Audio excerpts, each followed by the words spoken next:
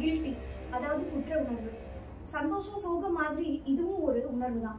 மனுஷனா பிறந்த எல்லாருமே வாழ்க்கையில இதை ஒரு வாட்டியாவது உணர்ந்திருப்பாங்க. அது கில்ட்டி ஃபீல் தான் அப்படிங்கிறதே தெரியாது சில பேருக்கு.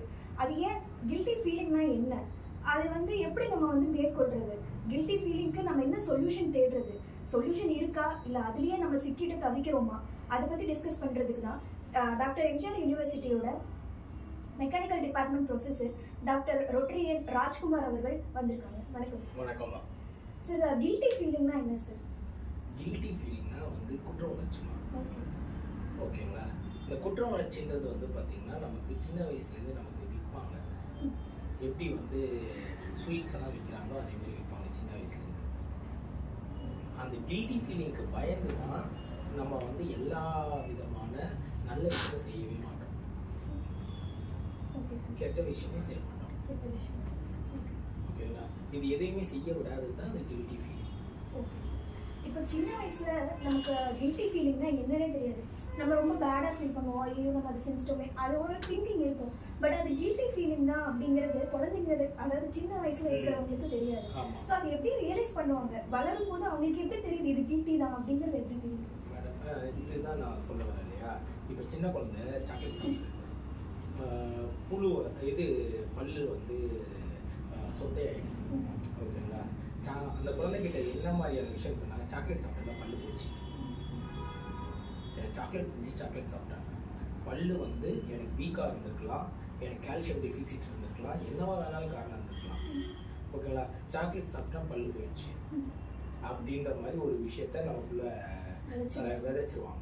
இப்போ அந்த குழந்தை என்ன பண்ணும், வளரும்போது திரும்ப அது அம்மா அப்பா ஆகும்போது ரிப்பீட் பண்ணும், சாக்லேட்டே கொடுக்காது குழந்தைக்கு. நாளைக்கு வெளியிலேருந்து எப்படி இருந்தாலும் யாராவது ஒரு சாக்லேட்டை ஊட்டி விட்டுருவாங்க. அப்போ அந்த அவங்களோட குழந்தை அந்த சாக்லேட்டை கேட்டு அடம் பிடிக்கும் போதும் இது பண்ணும்போதும் ஒரு விதமான அன்ஈசினஸ் வரும். ஓகேங்களா? அப்போ ஒரு கில்ட்டி எவ்வளோ தூரத்துக்கு டிரான்ஸ்ஃபார்ம் ஆகி போகுது. ஓகேங்களா? இப்போ இது சின்ன வயசுலேருந்து நம்மளை என்ன சொல்லுவாங்கன்னா, இந்த மீறி ஒரு விஷயம் பண்ணி தோற்று போயிட்டோம்னு வச்சுக்கோங்களேன், நான் சொன்னேன் நீ கேட்டியா, நான் சொன்னேன் நீ செஞ்சியா, இது ஒருத்தர் கேட்டால் பரவாயில்ல, எல்லாரும் கேட்பாங்க. இது மட்டும் இல்லை, ரிலேஷன்ஷிப்பில் ரொம்ப முக்கியமான விஷயம் என்னன்னா, சொல்கிற ஆளோட வேல்யூ ஜாஸ்தியாக இருக்கும். அம்மா சொல்லிட்டாங்க, அப்பா சொல்லிட்டாரு, அண்ணன் சொல்லிட்டான், தங்கச்சி சொல்லிட்டா, அக்கா சொல்லிட்டாங்க, சொல்றவரோட வேல்யூன்னு இருக்குல்ல, அந்த வேல்யூக்கு ஏற்ற மாதிரி இந்த கில்ட்டி இன்க்ரீஸ் ஆகும், டிக்ரீஸ் ஆகும். இந்த கில்ட்டி எவ்வளோ அதிகமாக இருக்கோ அவ்வளோ லோயராக அவங்க லைஃப்ல இருப்பாங்க. அது பாசிட்டிவ் ஃபீலிங்கா இல்ல நெகட்டிவ்? கில்ட்டி எப்பவுமே பார்த்தீங்கன்னா நெகட்டிவ் ஃபீலிங் தான். நெகட்டிவ் ஃபீலிங்கா அதை ப்ரொஜெக்ட் பண்றாங்க. அது நம்ம எப்படி பாசிட்டிவா சேஞ்ச் பண்ண முடியும் சார்? அதுக்கு ஏதாவது மன்னிக்கணும். ஓகே, நம்மளை நம்ம மன்னிச்சுக்கணுமா?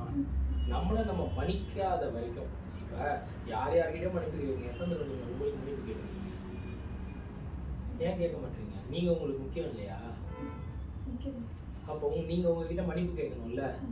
இப்போ நம்ம ஓடி போகிறோம், கீழே விழுந்துட்டோம், ஓகேங்களா? அப்போ அது கண்ணோட தப்பா, காலோட தப்பா, பூமியோட தப்பா, யாரோட தப்பு? ஆக்சிடென்ட். ஓகேங்களா? இப்போ இந்த ஆக்சிடென்ட்டுக்கு ஒரு அம்மா வராங்க, அவங்க அம்மா வராங்க, சொத்துன்னு 2 போடு போட்டு ஓடாத இங்க ஓடாத இங்க ஓடாதன்னு சொன்ன பாரு, ஓடி போய் இப்படி விழுந்து வச்சுட்டியே, முட்டிலேருந்து ரத்தம் வருது அப்படின்னு சொல்லி இப்போ அந்த பையன் நாளைக்கு ஓடலாமா வேணாமா முதல் ஒரு குழப்பம். அம்மா அடிப்பாங்க நான் ஓடினா, இது இம்ப்ரிண்ட், மண்டையில இம்ப்ரிண்ட் ஸ்டாம்பிங் ஆகுது. ஓகேங்களா? இந்த மாதிரி டேட்டா ஒன்று மண்டையில ரெக்கார்ட் ஆகுது. என்னன்னு ரெக்கார்ட் ஆகுது? ஓடினால் அம்மா அடிப்பாள். அப்ப அந்த குழந்தை ஓடும் போதெல்லாம் வந்துகிட்டே இருக்கும். இப்போ இதை குழந்தைங்களுக்கு வளர்ந்தவங்க இதுதான் கில்ட் அப்படிங்கிறதே தெரியாம இருப்பாங்க, ஒரு தப்பு பண்ணியிருப்பாங்க. ஸோ அது அவங்களும் தப்பா ஏற்றுக்க மாட்டாங்க. அவங்களோட பாயிண்ட் ஆஃப் வியூல நான் தான் சரி, ஆப்போசிட் பாயிண்ட் ஆஃப் வியூ நான் தான் சரின்னு அந்த மாதிரி இருக்கும். ஸோ அந்த கில்ட்டை அவங்க எப்படி கோப் அப் பண்ணுவாங்க சார்? அடலசன்ஸ்ல கில்ட் பாத்தீங்கன்னா ஆக்ஷன் அண்ட் ரிவர்ட் மாதிரி ஆயிடும். ஒரு படத்துல ஒரு வில்லன் இருக்கான், வில்லன் என்னென்னலாம் பண்றதா காமிக்கிறாங்க. தப்பு எது? அந்த வில்லனுக்கு அது தப்பா கரெக்டா? கரெக்டா? அப்ப வில்லனு கரெக்டா இருக்கிறது உங்களுக்கு தப்பா தெரியுது. இப்ப எப்ப அந்த விஷயம் நடக்குதுன்னா, அடுத்தவங்க பாதிப்பு அடையும் போது, அதாவது அது சம்பந்தம் இல்லாத யாரோ ஒருத்தர் அதுல இருந்து பாதிப்பு அடையும் போது அந்த கில்ட் வந்து உங்களுக்கு பட்டது. ஓகேங்களா? இப்ப இந்த கில்ட்ல இருந்து எப்படி வெளில வரணும்? ஓகேங்களா? கில்ட்ல தப்பு பண்ற நிறைய தப்பு வந்து ரிலேஷன்ஷிப்ல வந்து கில்ட்ல தான் நிறைய தப்பு பண்ணுவாங்க. இப்ப அப்பா வந்து சின்ன வயசுல நம்ம கிட்ட சண்டை போட்டாருன்னு வச்சுக்கோங்களேன், நைட் ஈவினிங் வரும்போது பக்கோடா வாங்கிட்டு வந்து ஊட்டி வர்றது, அடிச்சிட்டாங்க இது பண்ணாங்க பக்கோடா வாங்கிட்டு வந்து தருது, இதெல்லாம் என்னன்னா சமாதானப்படுத்தும். கில்ட்ன்றது எல்லா அடிப்படை பிரச்சனைக்கும் ஸ்டார்டிங் ஸ்டேஜ் கில்ட் தான், ஈகோ கிடையாது. எல்லாரும் என்னன்னா ஈகோ மேல போட்டு ஆட்டிடியூட் மேல பிளேம் பண்ணி இந்த மாதிரி ஒரு பொய்யான ஒரு இதை உருவாக்குறாங்க. இப்ப நம்ம கில்ட்டை பத்தி ஏன் பேசுறோம்னா, கில்ட்டி கான்சியஸ்னஸ் தான் அந்த ஃபர்ஸ்ட் பாயிண்ட், டேஞ்சர் லைனோட ஃபர்ஸ்ட் பாயிண்ட் இருக்கு, அது கில்ட்டி கான்சியஸ்னஸ் தான். இப்ப ரீசெண்டா ஒரு படம் வந்துச்சு, ஆட்டம் பாம் வந்து ஹிரோஷிமால நாகசாகில போடுறதுக்கு ஆட்டம் பாம் தயாரிச்ச சயின்டிஸ்ட் ஹெட், அவர் பேர் என்ன? ஆக்சுவலா அந்த படம் வந்து தெரியும், பட் எனக்கு அந்த படம் கரெக்டா ஸ்ட்ரைக் ஆகுது. ஓகேங்களா? இப்ப அந்த படத்துல வர ஹீரோ வந்து என்ன பண்றாரு, அமெரிக்கன் கவர்மெண்ட் தனியா ஒரு வில்லேஜே ஸ்டார்ட் பண்ணி அவங்க வந்து ரிசர்ச் பண்ணுவாங்க. ஆமா சோ அந்த ஆமா, படம் தெரியும். ஓப்பன்ஹைமர். ஓப்பன்ஹைமர். ஓகேங்களா? டைரக்டர் யாரு? சரிங்களா? சரி விடுங்க, அது நமக்கு ரொம்ப டிஸ்கஸ் பண்ண வேண்டியதில்லை. இப்போ ஓப்பன்ஹைமர் படம் வந்து கில்ட்டோட பேசிக்ஸ். லாஸ்ட்ல அவர் கில்ட்டியா ஃபீல் பண்ணுவாரு. ஏன்னா அமெரிக்கா அவர்கிட்ட சொன்னது என்னன்னா, இது ஒரு ஆட்டம் பாம், இதை நம்ம டெசர்ட்ல இம்ப்ளை பண்ணலாம், ரெண்டாவது இதை பண்றது மூலமா மற்ற நாடு நம்ம மேல வந்து ஒரு பயத்தோட இருக்கும்ன்றதுக்காக தான். அவங்க கடைசி வரையும் நான் போய் இதை எடுத்துட்டு போய் நான் ஜப்பான்ல போடுவேன்ற ஒரு விஷயம் வந்து அவங்களுக்கு தெரியாது, கண்டுபிடிச்சதுக்கு தெரியாது. ஆனா அவருக்கு என்ன பிரச்சனைனா, இப்படி ஜப்பான் மேல போட்டு இத்தனை ஆயிரம் பேரை கொலை பண்ணிட்டீங்க, என்னோட பேர்ல ரத்தக்கரை கொண்டு வந்துட்டீங்க, நான் கண்டுபிடிச்ச ஒரு ஐடியாலஜியோ நான் கண்டுபிடிச்ச ஒரு விஷயமோ ஆயிடுச்சு. இப்ப ஓப்பன்ஹைமரை கவர்மெண்ட்டுக்கு எதிராக பேசிடுவாங்கன்ற பயத்துல, அவரோட குற்ற உணர்ச்சியில அவர் ஒரு சில கவர்மெண்ட்டுக்கு எதிராக சில விஷயம் பேசிட்டார். பேசின உடனே ஓப்பன்ஹைமரை என்ன பண்றாங்க, கவர்மெண்ட் என்ன பண்ணும், எல்லா கவர்மெண்ட்டும் ஓப்பன்ஹைமரை வில்ல, தேச துரோகி இப்படிலாம் பிளேம் பண்றதுக்கு முயற்சி பண்ண ஆரம்பிக்கிறாங்க கவர்மெண்ட். கரெக்டா? இதுதான் கில்ட்டோட பேசிக்ஸ். அவர் வந்து கண்டுபிடிச்ச பாம்ல தான் இந்த இவ்வளவு பேர் இறந்து போனாங்கன்றது எவ்வளவு உண்மையோ அதை ஏத்துக்கணும்.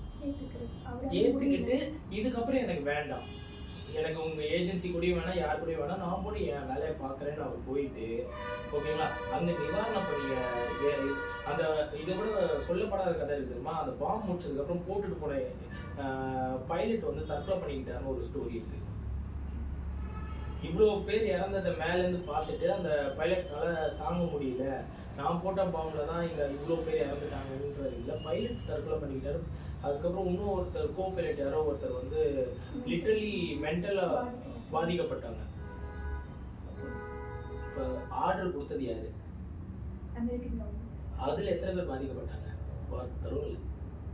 ஆனா இந்த கடைநிலை ஊழியர்கள் வேலை செஞ்சாங்க இல்லையா, இவங்க எப்படி எடுத்துக்கிறாங்கன்னு பாத்தீங்களா?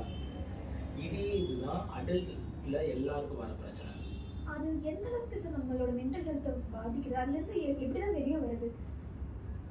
இதுல இருந்து நீங்க வெளியில வரணும்னா முதல்ல ஈவெண்ட் அக்செப்ட் பண்ணிட்டு டேமேஜ் கண்ட்ரோல் ஆகணும். நீங்க டேமேஜ் கண்ட்ரோல் பண்ணாம நீங்க எது பண்ணாலுமே இது வந்து பெரிய அடுத்தடுத்த நிலை பாதிப்பு, மனநிலை பாதிப்புக்கு கொண்டு போய் விட்டுரும். ஓகேங்களா? நீங்க ஒரு இடத்துல வந்து நான் என்ன கேட்கறேன்னா, ஒரு இடத்துல நீங்க ஒருத்தனை அறிஞ்சிட்டீங்க, இப்ப என்னென்ன விஷயம் பண்ண முடியும்? அவங்க செஞ்சது ஏதோ பிடிக்கல, ஏதோ சீண்டல் பிடிக்கல, இல்ல அவங்க பேசுனது பிடிக்கல, எது பண்ணீங்க, அடிச்சிட்டீங்க. இப்ப என்னென்ன நீங்க அடுத்தடுத்த விஷயம் என்னென்ன பண்ணலாம், ஆக்ஷன். ஆனா அதுக்கப்புறம் தான் தெரியுது அவர் வந்து தெரியாம பண்ணிட்டாரு, இல்ல விளையாட்டுத்தனமா ஏதோ செஞ்சுட்டாருன்றது தெரியுது. எந்த விதமான சாரி கேட்கணும். ஓகேங்களா? இப்போ சாரி கேட்டுட்டீங்க நீங்க, அவர் வந்து விட்டுட்டு போயிட்டாரு, நீங்களும் அந்த ஈவினிங் போய் முடிச்சுக்குவீங்க. கரெக்டா? ஒரு நாள் ஃபீல் பண்ணுவீங்க, இல்லை 2 நாள் ஃபீல் பண்ணுவீங்க, முடிச்சுக்குவீங்க. ஓகேங்களா? இப்போ அடுத்தது வேற என்ன பண்ணலாம்? நெக்ஸ்ட் வந்து வேற அம்மா இதோட கண்டினியூட்டி சொல்லுமா, திரும்ப அடிச்சதுல இருந்து ரீப்ளே பண்ணுமா? சோ நெக்ஸ்ட் அவர்கிட்ட ஃப்ரெண்ட்லியா இருக்கு. நெக்ஸ்ட் எல்லாம் இல்ல, இப்ப ஒரு முடிவு சாரி கேக்குறது அதோட முடிஞ்சிருச்சு. அடுத்த முடிவு என்ன எடுப்பீங்க?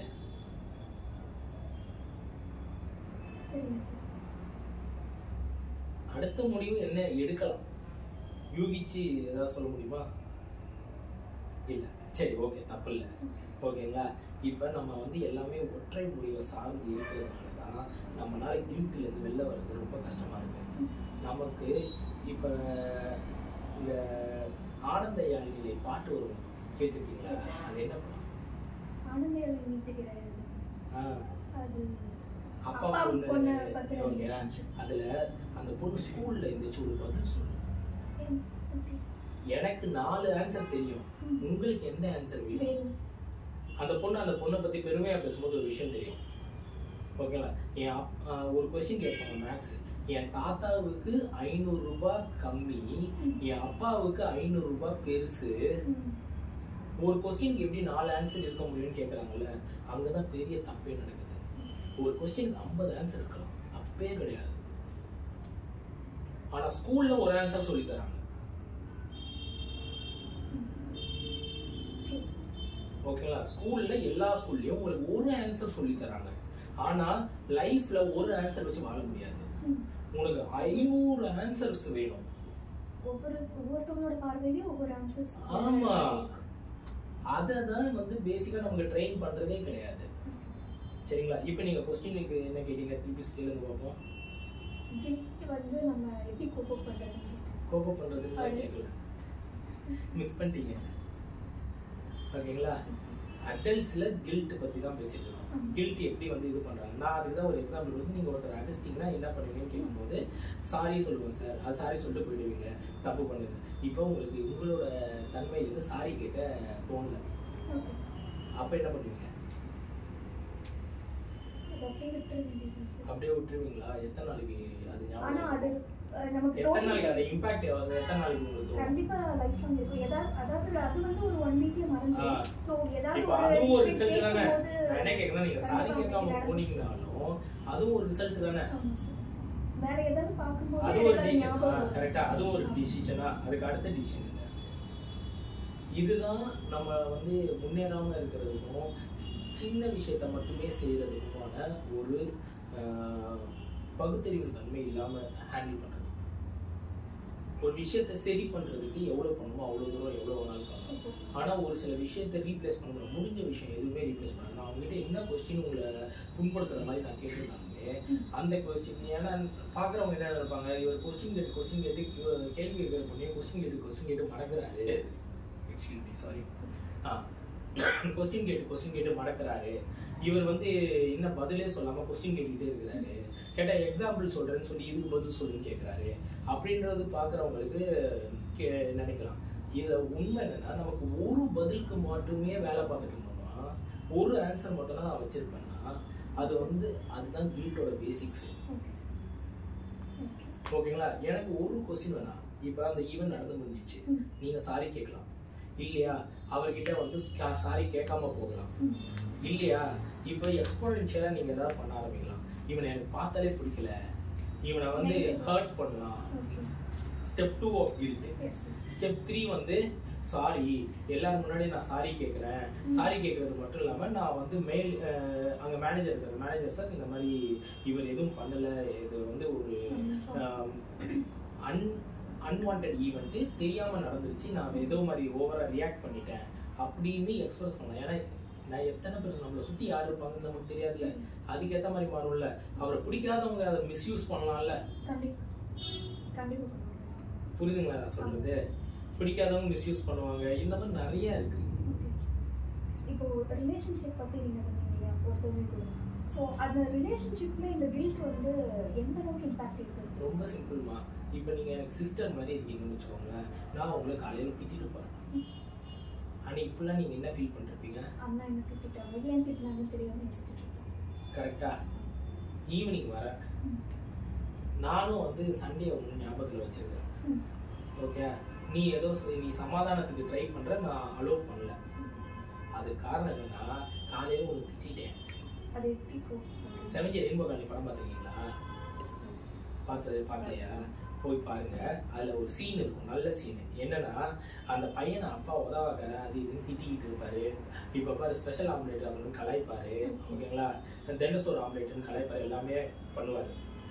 நைட்டு வந்து அந்த பையன் வந்து ஹீரோ ஹோண்டால எல்லாத்தையும் கழட்டி அசம்பிள் பண்ணி வண்டி ஃபுல்லாக எனக்கு தெரியுன்ற மாதிரி அந்த பையன் ப்ரூவ் பண்ண உடனே அந்த பையனுக்கு வந்து ஹீரோ ஹோண்டாலேருந்து அப்பாயின்மெண்ட் ஆர்டர் கொடுத்துருவாங்க. ஒர்க் பண்ணுறதுக்கு வேலை கிடைக்கிறது அப்பாயின்மெண்ட் ஆர்டர் கொடுத்துருவாங்க ஹீரோ ஹோண்டாலேருந்து. அந்த பையன் அதை வீட்டில் வந்து அப்பா கிட்ட கொடுப்பான். அவங்க அப்பா ஒன்றுமே பேச மாட்டார், வாங்கி போய் படுத்துருவார்.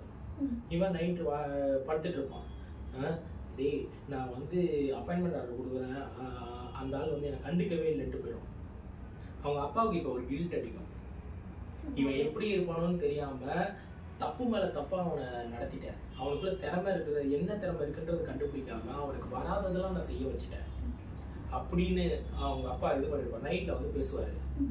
ஓகேங்களா, இன்னைக்கு வந்து அப்பாயின்மெண்ட் ஆர்டர் கொண்டு வந்து கொடுத்துட்டான், என் புள்ள பொழைச்சிக்குவான், இத்தனை நாள் அவனை திட்டிட்டு இன்னைக்கு வந்து அப்பாயின்மெண்ட் ஆர்டர் கையில கொடுத்தோடனே பாசமா பேசினா அவன் என்னை வந்து என்ன நினைப்பான் அப்படின்னு ஒரு வார்த்தை கேட்பார். இந்த பக்கம் வந்து இவர் வந்து விக்கி விக்கி விக்கி விக்கி அழுவார். ஹீரோ வந்து விக்கி விக்கி அழுவாரு, ஃபுல்லா வாயை மூடிட்டு அழுவாரு. அங்க அப்பா வந்து அம்மா கிட்ட பேசிட்டு இருப்பாங்க. நான் ரொம்ப மோசமாக தான் நடந்துக்கிட்டேன்ல, அவனுக்குன்னு ஒரு திறமை இருந்திருக்குல்ல, அதை நான் என்னைக்குமே தேடி பார்க்கணும்னு யோசிக்கல, இல்லை எல்லா தப்பும் நான் தான் செஞ்சிருக்கிறேன்ற மாதிரி ஹீரோவோட அப்பா வந்து பேசிட்டு இருப்பார் அம்மா கிட்ட. பக்கத்து ஹால்லையோ ரூம்லையோ இருக்கக்கூடிய ஹீரோக்கு காதில் கேட்டுட்டு இருக்கும். சின்ன வீடு தானே அது, எவ்வளோ அந்த மாதிரி தான் இருக்கும், சின்ன வீடை தான் காட்டுவாங்க. ஸோ இவங்க வந்து கேட்டுட்டு இன்னைக்கு அப்பா வந்து அப்பாயின்மெண்ட் ஆர்டர் கொடுத்த உடனே சகிச்சு பேசினா காசுக்காக பேசுறான்னு நினைச்சிருவான்ல அப்படின்னு கேட்கும். அம்மா கிட்ட கேட்பாரு. அந்த ஈவெண்ட் ஃபீல் பண்ண முடியுது அவங்களால. பிச்சிங்க இப்போ இந்த பிச்சிங் எதுக்குன்னா, நீ நல்லா இருக்கணும்னா நீ நல்லா இருக்கிறதுக்கு என்னெல்லாம் நான் பண்ண முடியுமோ பண்ண, நான் வேலை முடிஞ்சு போச்சு. ஓகேங்களா, உன்னை திட்டு திட்டச்சோறு அது இது வேண்டாததெல்லாம் நல்லா திட்டி முடிச்சுட்டு ஒரு நாள் நீ நல்லா இருந்துடுற, அப்ப என்னால பேச முடியாது. இதே தான் இந்த பிரதர் சிஸ்டர் எக்ஸாம்பிள் சொன்னேன் இல்லையா, காலையில உங்களை திட்டிட்டு போயிட்டேன். உங்களை எனக்கு ரொம்ப ஆக்சுவலா ரொம்ப பிடிக்கும் அஸ் எ சிஸ்டரா. ஆனா நான் ஏதோ ஒரு ஆங்கர்லயோ ஆங்கிஷ்லயோ உங்ககிட்ட இருந்து எக்ஸ்பெக்ட் பண்ணாத ஒரு விஷயத்த நான் எடுக்கும்போது அதை நான் தள்ளி விடுறேன், எனக்கு வேண்டான்னு சொல்லிட்டு. ஈவினிங் வந்து நீங்க திரும்ப அதை நியூட்ரலைஸ் பண்றதுக்கு வரீங்க, என்னால ஏத்துக்க முடியல, உங்க முகத்தை பார்க்க முடியல. ஏன்னா எனக்கு மண்டல காலையில நான் ஒரு வார்த்தை சொல்லிட்டேன், அந்த வார்த்தையை வந்து நான் திரும்பி வாங்கிக்கிறது எப்படின்றது எனக்கு தெரியல, ஏத்துக்க முடியல. இதுதான் கில்ட் பேசிக்ஸ். இப்ப இதுக்கப்புறம் என்ன நடக்கும்னா, இப்ப நான் ஈகோ வந்து எங்க உள்ள பாயும்னா இந்த கில்ட்டுக்குள்ள, இப்ப நான் இதை வந்து அப்படியே ப்ரொலாங் பண்றேன். அடுத்த நாள் 2 நாள் 3 நாள் ப்ரொலாங் பண்ணேன், 1 நாள் 2 நாள் வரையும் உடம்பு தாங்கும். அதுக்கப்புறம் என்ன ஆயிடும்னா வெளியில வந்துடும். எப்படி வெளில வரும்னு சொல்ல கேட்டுக்கோங்களேன், அப்படியே நெகட்டிவா வெளில வரும். என்ன அவ வந்துட்டாளா, அவ சாப்பிட்டாளா, ஏன் வந்த மணிக்கு கேட்க மாட்டாளா, புரியுதுங்களா உங்களுக்கு? நீங்க டப்புன்னு உங்களுக்கு ட்ரிகர் ஆயிடுது. என்ன பேசுவீங்க, நான் உங்ககிட்ட மணிக்கு கேட்கணும் அவசியம் கிடையாது, வந்தியா இருந்தியா சாப்பிட்டியா போனியாங்க, என்கிட்ட பேச வேண்டியது எனக்கு அவசியம் கிடையாது. நீ எனக்கு அண்ணன் கிடையாது, நீ எனக்கு தங்கச்சியும் கிடையாது, நான் உனக்கு தங்கச்சியும் கிடையாது. புரியுதுங்களா? இப்ப நெகட்டிவ் கில்ட் எப்படி அடிச்சுட்டு போகுதுன்னு தெரியுதா உங்களுக்கு?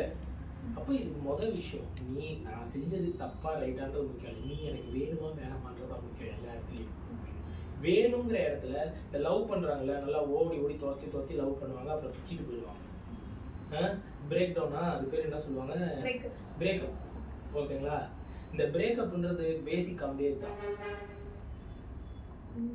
பேசிக் காமெடி இதாமா, வேற பிரேக்கப்ல வந்து வேற எதுவும் ஸ்பெஷல் ஐட்டம்லாம் கிடையாது. நான் உன்னை புரிஞ்சுக்கிட்டேன், நீ என்ன புரிஞ்சுக்கிட்டேன், புரிஞ்சுக்கலாம் முடியாது. பிடிச்சிருக்கா பிடிக்கலையா இவ்வளவுதான் விஷயம். ஓகேங்களா? ஒருத்தர் புரிஞ்சுக்கிட்டு எப்படிமா 100 வருஷம் வாழ முடியும்? முடியாது. யாருமே யாரும் புரிஞ்சுக்கலாம் வாழ முடியாது. எனக்கு பிடிச்சிருக்கு, ஏத்துக்கிட்டு வாழ்றேன். ஏத்துக்கிறதுன்றது என்னன்னா, நீ இப்படிதான் எனக்கு தெரியும், ஆனா நீ எனக்கு வேணும், இது ஏத்துக்கிறது. புரிஞ்சுக்கிறதுனா எனக்கு என்ன பிடிக்கும் சொல்லுன்னு நிறைய ஃபீமேல்ஸ் வந்து கேட்பாங்க. எனக்கு என்ன பிடிக்கும் சொல்லு, எனக்கு நான் பிரியாணி பிடிக்குமா, குஸ்கா பிடிக்குமா, இல்லை சிக்கன் ரைஸ் ஃப்ரைட் ரைஸ் பிடிக்குமா? ஓகேங்களா? ஜென்ஸ் அந்த மாதிரி யோசிக்கவே மாட்டாங்க. ஓகேங்களா? அதுதான் வந்து மென் ஆர் ஃப்ரம் மாஸ் உன் ஆர் ஃப்ரம் மீனஸ் ஒரு புக்கே இருக்கு.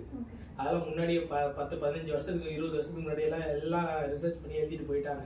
ஸோ அதனால வந்து அதை வந்து திரும்பி வந்து அதை பார்க்கறதெல்லாம் நமக்கு வந்து டைம் வேஸ்ட். ஓகேங்களா? வேணா அந்த நம்ம வந்து எப்படி ரிலேஷன்ஷிப்பை வச்சுக்கணும் ஒரு ஃபீமேல் கூடனா men are Mars women are famous இது மாதிரி புக்ஸ் வந்து நீங்கள் கொஞ்சம் பார்த்து தெரிஞ்சுக்கிட்டு ஓகே இதான் இயல்பா அப்படின்றது இது பண்ணிக்கணும். Because women are most confused. ஆனால் டிசிஷன் கரெக்டாக எடுத்துருவாங்க. அது நல்லதோ கெட்டதோ கவலைப்பட மாட்டாங்க. ஓகேங்களா? மென்னு வந்து கரெக்ட் டிசிஷன் வந்து ஒரு டிசிஷன் எடுப்பாங்க, கரெக்டாக இல்லைன்னா அடுத்த டிசிஷன் எடுப்பாங்க, கரெக்டாக இல்லைன்னா அடுத்த டிசிஷன் எடுப்பாங்க, கரெக்டாக இல்லைன்னா அடுத்த டிசிஷன் எடுப்பாங்க. இவ்வளோதான். இந்த டிஃபரன்ஸ் வந்து இது பண்ண முடியாது. ஓகேங்களா? சாய்ஸ் கொடுத்தீங்கன்னா மென்னு எப்பவுமே கரெக்ட் சாய்ஸ் தான் பண்ணுவாங்களே தவிர உங்களுக்கு பிடிச்ச சாய்ஸ் எடுக்க மாட்டாங்க. ஓகேங்களா? இது வந்து பார்த்தீங்கன்னா இப்படிதான் இருப்பாங்க. ஓகேங்களா? இதை இப்போ வந்து நம்ம ரிலேஷன்ஷிப்பில் வந்து பார்த்தோம்னா பிரேக்கப் ஆகுது. சாரிமா, நான் வந்து மெக்கானிக்கல் இன்ஜினியர். அந்த பிரேக் டவுன்ன்றது எனக்கு பேசிக்கான வார்த்தை. இன்ஜின் பிரேக் டவுன் ஆயிடுச்சு, கார் பிரேக் டவுன் ஆயிடுச்சுன்றது பேசிக்கான வச்சு பிரேக்கப் ஆகுது. இப்போ இந்த பிரேக்கப்ல என்ன ரொம்ப முக்கியமான விஷயம்னா புரிஞ்சுக்கலன்னுவாங்க.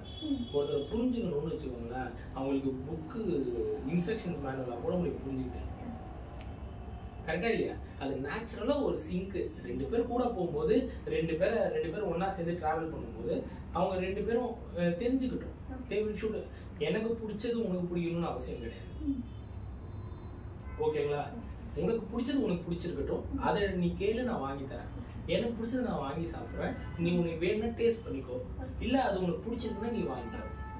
நம்ம வந்து இந்தியாவில் இந்த ஒரு தப்பான ஒரு ட்ரெடிஷனை வந்து ஒரு டில் 2000 வரைக்குமே ஃபாலோ பண்ணிட்டாங்க இந்தியன் லேடிஸ். ஹஸ்பண்டுக்கு பிடிச்சதெல்லாம் எனக்கு பிடிக்குன்ற மாதிரி நினைப்பில் அதுதான் இன்னைக்கு வந்து ரெப்ளிகாவாக ஆகி இந்த பிரேக்கப்கெல்லாம் பேசிக்காக மாறுது. ஓகேங்களா? Thank you sir. testsaver.com, the all-in-one test portal.